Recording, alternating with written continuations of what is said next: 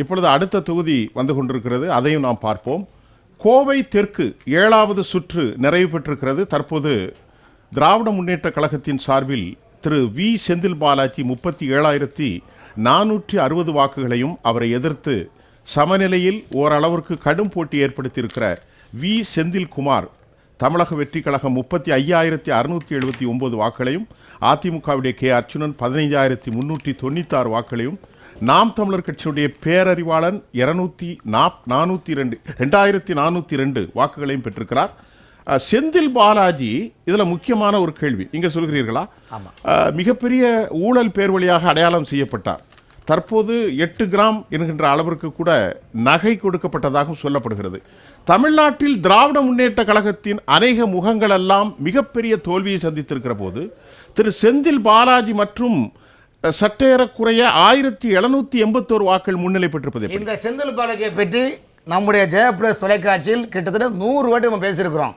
கரூர் மாவட்டம், நாமக்கல் மாவட்டம், ஈரோடு மாவட்டம், திருப்பூர் மாவட்டம், கோயம்புத்தூர் மாவட்டம், இந்த 5 மாவட்டத்திற்கு உள்ள சட்டமன்ற தொகுதிக்கு செந்தில் பாலாஜி தேர்தல் இன்சார்ஜ். இந்த இன்சார்ஜில் கரூர் மாவட்டம் மட்டும் அவருக்கு தம்பியும் அங்கே பவர்ஃபுல்லாக இருக்கிற ஒரு அதிகாரியும் உடந்தையாக தான் இப்போ தேர்தல் பண்ணிட்டுறாங்க.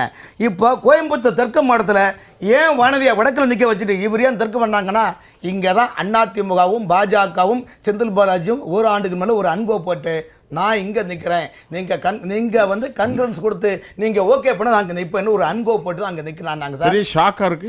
இதெல்லாம் நான் அதிமுகவும் பாஜகவும் செந்தில் பாலாஜி கூட்டு சேர்ந்துதான் கோயம்புத்தூர் தெற்கு தொகுதியில் தேர்வு செய்தார்கள். 1.5 ஆண்டுகளுக்கு முன்னால் இல்லை என்று சொன்னால் நான் சொல்லக்கூடிய அந்த தலைவர்கள் தன் பிள்ளையும் சத்தியம் பண்ணுவாங்களா?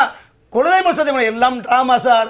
அந்த 4 மாவட்டத்திலையும் மாநகராட்சி அதிகாரிகளையும் மாவட்ட கலெக்டர் அதிகாரிகளை என்ன சொன்னார் தெரியுமா? நாங்கள் ஆட்சிக்கு வந்தா மாநகராட்சி நேரம் நீ கலெக்டர், நீ நகராட்சி நிர்வாகத்துறை இயக்குனர் சொல்லி இப்போல்லாம் அதிகாரியை ஏமாற்றி பல லட்சம் கோடி சார் இந்த தேர்தலில் பணம் மழை பொழிய வந்திருப்பாருங்கன்னா, ஏவா வேலு, செந்தில் பாலாஜி, சிவகங்கை, ராமநாதபுரம், மதுரை மாவட்டத்துக்கு மூர்த்தி, வடசென்னை சேகர்பாபு, தென்சென்னைக்கு மா சுப்பிரமணியம், KN நேரு கையில் 8 மாவட்டம் சார். ஐயா 8 மாவட்டம். இதெல்லாம் என்ன இவங்க வயல் அறுத்து உள்ள பணமா? அத்தனையும் தமிழ்நாட்டு மக்களை வரி பணம் சார். அவ்வளவு சிங்கிள் நயா பைசாக்கு லாட்டி அடித்தா நீங்கள் இன்னைக்கு 10,000 கோடியை வந்து மக்களை கசக்கி பிழிஞ்சு மக்களை என்னவாலும் செய்யலாம். மக்களை அடிச்சா சொந்த கட்சி சீனியர்களுக்கு சீட்டு கொடுக்கல.